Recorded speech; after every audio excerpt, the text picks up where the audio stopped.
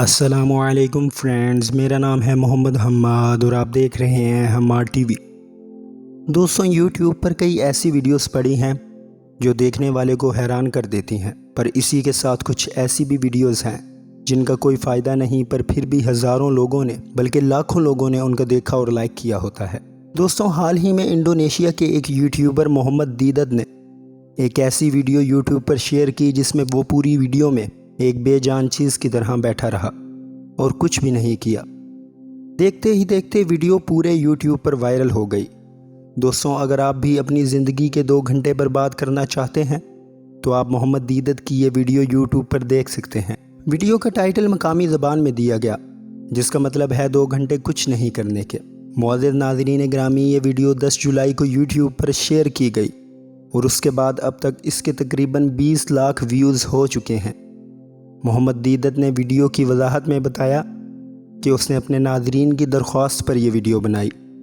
اس کا مزید کہنا تھا کہ اس کا مقصد نوجوانوں کو تعلیم دینے والا مواد مہیا کرنا ہے۔ پر دوستوں، دیکھنے میں اس ویڈیو میں کوئی تعلیمی مواد تو کیا، کوئی سرگرمی بھی نظر نہ آئی۔ محمد دیدت کے یوٹیوب چینل کو سوت مسکین آفیشیل کہا جاتا ہے اور اس کے تقریباً 28,000 سبسکرائبر ہیں۔ ناظرین اس بات کا اندازہ لگانے کی کوشش کر رہے ہیں کہ دیدت نے ان 2 گھنٹوں میں کیا کیا، اور ان میں سے ایک ویور کا کہنا تھا کہ دیدت نے 362 بار پلکیں جھپکی۔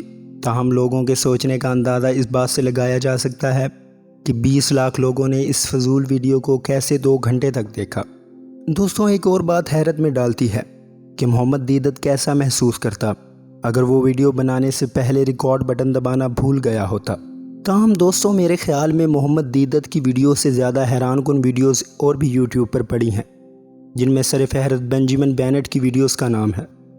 دوستوں، جو بغیر آنکھ جھپکے 4 گھنٹے یوٹیوب پر لائیو بیٹھا رہتا ہے۔ اپنے اس کام کی وجہ سے بینجامن بینٹ کو کافی شہرت ملی اور اب اس کے تقریباً 2,50,000 یوٹیوب سبسکرائبر ہیں۔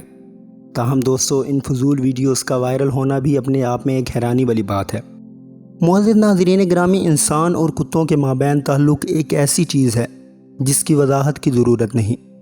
زندگی میں بہت سی حقیقی کہانیاں ہیں جن میں یہ دکھایا گیا کہ یہ بندھن کتنا خالص ہے، لیکن یہاں کتوں کے بارے میں ایک ایسا واقعہ پیش آیا جو ان تمام کہانیوں کو جھوٹا ثابت کرتا ہے۔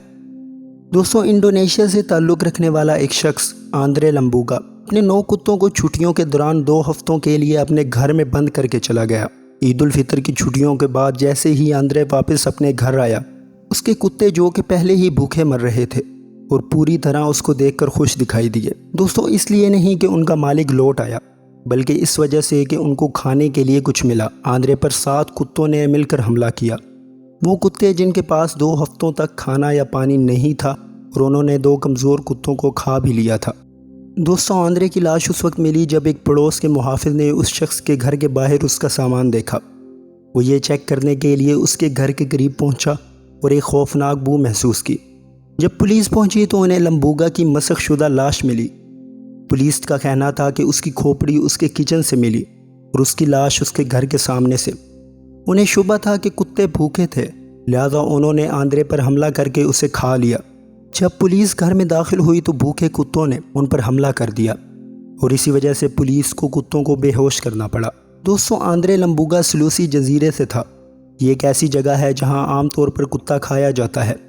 کسی نہ کسی طرح آندرے خود ہی غلطی پر تھا، اس نے کتوں کو کھلایا نہیں تھا، لہذا یہ کتوں پر ایک ظلم تھا، لہذا کتوں نے اس کا بدلہ لے لیا۔ تو دوستوں، کیسی لگی میری آج کی ویڈیو؟ اگر ویڈیو پسند آئے تو لائک اور شیئر کرنے کے ساتھ میرے اس چینل کو سبسکرائب کرنا نہ بھولیے گا۔ اللہ حافظ۔